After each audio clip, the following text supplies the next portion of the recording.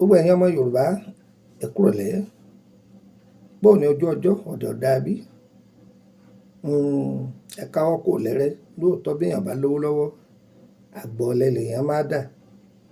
Bí èèyàn bá jókòó ti ṣẹ́ látàárọ̀ gan tó yàn bá rẹ́ni yáwájú ẹni, ì máa mú gbogbo ayé sú yàn ni. Bí n kọ́ lẹ́kọ̀ọ́ kan. Tùràrí yìí là ń pè ní tùràrí Awode.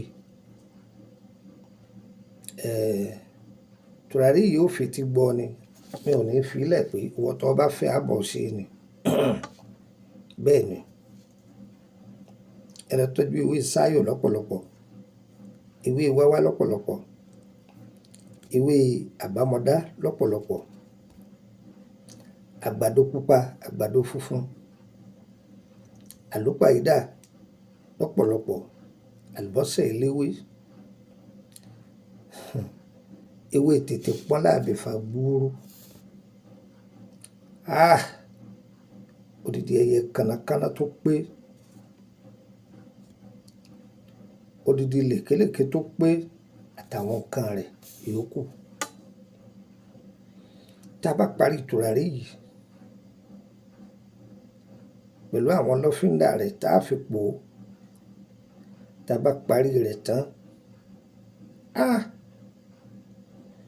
sórí ọ̀tọ̀ ni kí o gbé ọjà kalẹ̀ kóríṣiríṣi èèyàn máa wá o.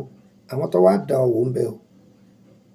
Àwọn kan ń bẹ wọ́n máa fẹsẹ̀ kó ibi wọlé wá bá ni. Àwọn ẹlòmíín bẹ wọ́n sì máa fẹsẹ̀ kó ire wá bá ni.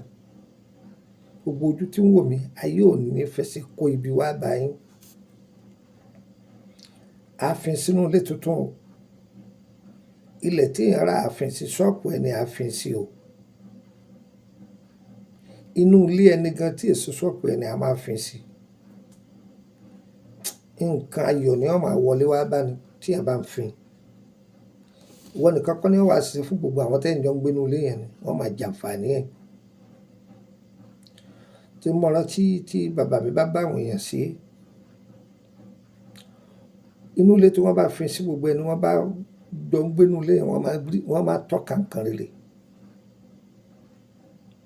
Má torí pé o ti kọ́lé mẹ́rin, o ti kọ́lé márùn-ún o, kò pò nílò o, ó dáa gan ni. Àlékún ta sọ pèrègún, àlékún ìpele-ńpele láṣọ àlùbọ́sà, orí ìpele-ńpele ni wọ́n máa wọnú ayé wa. Ìpolówó fún ọ tó bá fẹ́ bẹ̀ mí, tó bá ti lè sanwó ẹ̀, ń bẹ̀ ṣe. Tùràrí Awode. Ẹ̀yọ́nú náà ni ó kó gbogbo ẹ̀pọ̀ ni. Tùràrí yìí dáa o. Ẹ̀yin òǹbí tẹ́ ẹ bímọ yọyọ, ẹ ṣe é fún wọn. Ọdún ní ń bọ̀ yìí.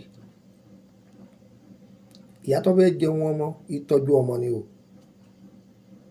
Ìyá ọ̀fà, ọ̀rọ̀mọ ẹnìkan ń ṣe gọ́vnà, wọn náà ló wọ̀ fẹ́. Ọmọ rẹ ló ti rán sùkúù yìí. Mo ní ọjà ṣé gọ́vnà àwọn ọ̀bọ ní òsì ni àbí gọ́vnà àwọn màálù?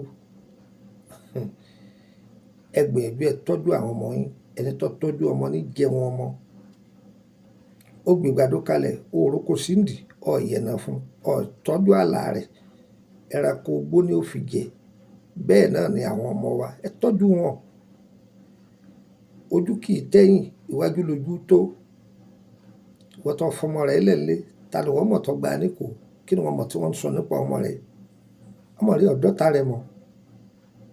Ẹni tí ń bínú ọmọ rẹ̀ ò mọ̀. Ìwọ lọmọ ẹni tẹ́ ẹ ti jọ jà tipẹ́tipẹ́. Ẹni tí sì ń wá ọwọ́ ọmọ tó Ọlọ́run ayé ò ní tọ́ka burú sí wa o. Ìpolongo fún ọ kó lè wá bẹ̀ mí. Ṣùgbọ́n tó bá ṣe oríire lọ́jẹ́ fún ọ. Èmi ọmọ yín náà ní Lukman ọmọ Ayédáre bàbá ọgbọ́n ọmọ ọ̀dọ̀ àgbà. Mo sì wà lórílẹ̀‐èdè Nàìjíríà láàrin bí ọ̀sẹ̀ méjì sí kí n tó gbéra. +2348032983298 +2348032983298. Kẹ́ ẹ tó wá mi wálé rí pé ẹ̀kọ́ ń pe nọ́mbà mi o. Mo máa ń tráfù káàkiri o. Àwọn èèyàn náà ni máa ń gbé mi kiri o. Bákàṣà dédé kó ọkọ̀ kó ní wọ́n wá mi bọ̀ wálé o. Rárá o. Mi ò kí ń gbélé ó dàbí alára o. Ẹ pè mí ẹ bá mi sọ̀rọ̀. Nọ́mbà WhatsApp mi +2348032983298 direct hotline yẹn. Tẹ́ bá pè wọ́n tí ò lọ, ẹ jọ fún yín ní +2348133155111. Méjèèjì yẹn ẹ máa bá sọ̀rọ̀, ẹ máa bá sọ̀rọ̀, ó sì jẹ́ nìyẹn. Tó bá bẹ̀ wá ṣẹ́, tó bá ní ká bọ́ fi mọ́tò gbé, ìwọ ló sanwó ẹ̀ o. Tó bá ní DHL ni, ìwọ ló sanwó ẹ̀ o, ó sì jẹ́ nìyẹn. Ìtọ́jú ara ńlànà ewé àtìgbò. Ìtọ́jú àrùn ara ẹ kàn sí wa lánàá ewé àtìgbò. Èyí ọba jẹ́ tiwa tágbára wa bá ká sọ pé agbára ewé káyé àtìgbò.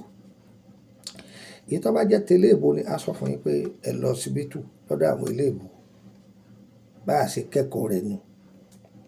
Yìí ti pa ọlọ́run mú ìwé kan, ọlọ́run gọ́gù ìwé kan wà pé ewé táwọn wò lọ́wọ́ mi owó kíní kan owó kíní irọ́ ní jẹ́ bẹ́ẹ̀ o.